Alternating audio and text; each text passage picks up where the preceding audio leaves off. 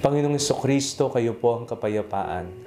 Ako po si Father Fiel Pareha at ito po ang ating segment, ang Daily Devotion, na kung saan tayo po ay magdarasal, magbabasa at magninilay kasama ng salita ng Diyos sa buong taon. Manalangin tayo. Sa ngalan ng Ama, ng Anak at ng Espiritu Santo. Amen. Halina, banal na Espiritu, liwanagan mo ang aming puso at isip, nang maunawaan at may sa buhay namin ng iyong salita.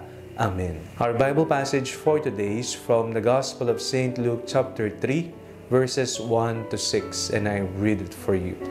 In the 15th year of the reign of Emperor Tiberius, when Pontius Pilate was governor of Judea, and Herod was ruler of Galilee, and his brother Philip ruler of the region of Iturea and Trachonitis, and Lysanias ruler of Abilene. During the high priesthood of Annas and Caiaphas, the word of God came to John, son of Zechariah, in the wilderness. He went into all the region around the Jordan, proclaiming a baptism of repentance for the forgiveness of sins. As it is written in the book of the words of the prophet Isaiah, the voice of one crying out in the wilderness, prepare the way of the Lord, make his path straight. Every valley shall be filled, and every mountain and hill shall be made low. And the crooked shall be made straight, and the rough ways made smooth, and all flesh shall see the salvation of God. Napakasarap pong mamuhay ng matiwasay at mapayapa. Lagi po nating ipinagdarasal na magkaroon ng kapayapaan sa daigdig, magkaroon ng kapayapaan sa ating bansa. Sana ang mga hidwaan, ang awayan, bangayan, digmaan ay matapos na nang ang kapayapaan ay mamayani sa ating lipunan at sa ating kapaligiran. Pero mayroong isang kapayapaan na minimithi ng lahat. Ito po ay ang kapayapaan sa buhay, kapayapaan sa puso, kapayapaan sa kaisipan.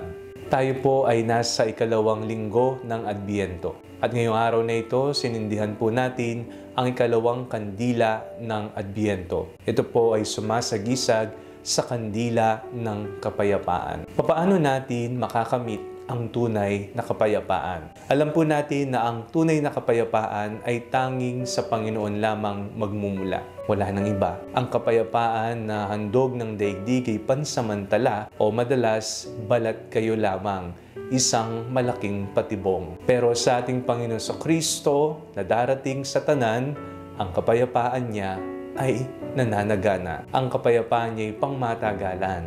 Kaya iyan ang ating inaasam-asam sa ating buhay. Sinabi po sa ating binasang ebanghelyo na si Juan ay nasa ilang at siya ay nagpapahayag isang katuruan tungkol sa pagbabalik loob sa Panginoon sa pamamagitan ng pagsisisi sa mga kasalanan. Kapag ang isang tao ay nagsisisi at nais niyang baguhin ang kanyang buhay, nais niya ng kapayapaan. Hinahangad niya ang kapayapaan. Tingnan niyo, kapag po tayo ay may mga kasalanang ginagawa, tayo po'y nasa kadiliman, di ba tayo nahihiya at ayaw nating malaman ng iba. Dahil dyan may takot, dahil dyan may pagkabalisa, dahil dyan mayroong kalungkutan sa ating puso at kaisipan. Kaya naman, sa pamagitan ng pagpapahayag ni Juan Bautista ukol sa pagbabalik loob at pagsisisi sa mga kasalanan, ang kapayapaan ng Kordero ng Diyos ang kanyang ipinapangaral. Paano tayo magkakaroon ng tunay na kapayapaan? Kailangan natin ng remedyo. Kailangan natin ng solusyon. At kailangan natin gawin ang ipinahayag ni Juan Bautista. Sabi ni Juan Bautista, lahat ng mga bundok at bundok-bundukan ay kailangang patagid. Lahat naman ng uka-uka ay kailangang punuin. Lahat ng mga pangit na daan ay kailangang ayusin. Tuwid ang mga balikong daan. Kung ito ay ating ihahambing sa ating buhay, ano ba yung kailangan nating ayusin? Mataas ang pride, parang bundok. Kulang, kailangang punuin. Baliko ang paniniwala at gawi. Ano ang kailangan mong ayusin? Ano ang kailangang pagsisihan? ano ang kailangang baguhin. Nang sa ganon, ang kapayapaan ni Kristo ang mamayani sa iyong buhay. Manalangin tayo. Panginoong Kristo, kayo po ang kapayapaan. At inaasam po namin na magkaroon nawa kami ng kapayapaan sa aming mga buhay. Ang mundo ay magkakaloob ng pansamantala lamang o madalas balat kayo lamang. Ngunit sa iyong piling, O Panginoon, kami po ay magkakaroon ng totoong kapayapaan sa buhay. Ipagkaloob niyo po ito sa amin. Sa ngalan ng Ama, ng Anak, at ng Espiritu Santo. Amen. Huwag po ninyong kalimutang i-like ang video ito, mag-comment po kayo and share it with your family and friends. Ang panalangin bago matulog ay may sariling Facebook page na po. Huwag niyo pong kakalimutang mag-like at mag-follow dito. And do not forget to subscribe to our YouTube channel. I-click nyo lamang po ang link na nasa description ng video ito o kaya naman po, just search Father Fiel Pareha. God bless you po.